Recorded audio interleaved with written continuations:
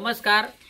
आमची जिल्हा परिषद प्राथमिक शाळा नायगाव जुने तालुका श्रीरामपूर जिल्हा अहिल्यानगर या शाळेमध्ये आम्ही गेल्या 6 महिन्यापूर्वी लोकसहभागातून बोलक्या भिंती हा उपक्रम राबविला आणि त्यामुळे आमच्या शाळेतील विद्यार्थ्यांना अतिशय फायदा झाला।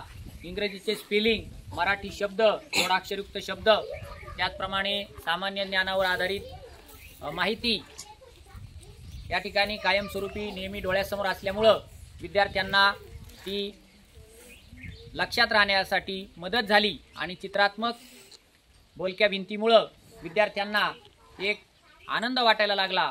तर पाहूया बोलक्या भिंती उपक्रमामुळे शाळेतील विद्यार्थ्यांना काय वाटते आणि काय फायदा झाला। बोलक्या भिंतीमुळे आमच्या इंग्रजी वाचण्यात भर पडली।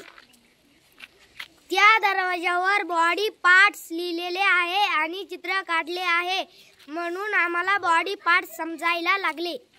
त्या तिथे दरवाजावरती एक चित्र काढले आहे, त्या चित्राच्या हातात फुगे आहे, त्या फुग्यांवरती वर्गसंख्या लिहिलेल्या आहे, त्यामुळे आमच्या वर्गसंख्या पाठ झाल्या। त्या बोलक्या भिंतीवर जोडशब्द लिहिलेले आहे।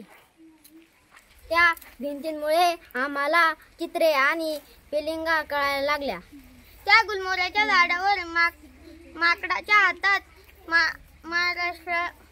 महाराष्ट्राची माहिती आहे। आपला भारत राष्ट्रीय प्रतीके याची माहिती आहे। अहिल्यानगर जिल्ह्यातील 14 तालुके आहे, राष्ट्रीय मूल्य आहे।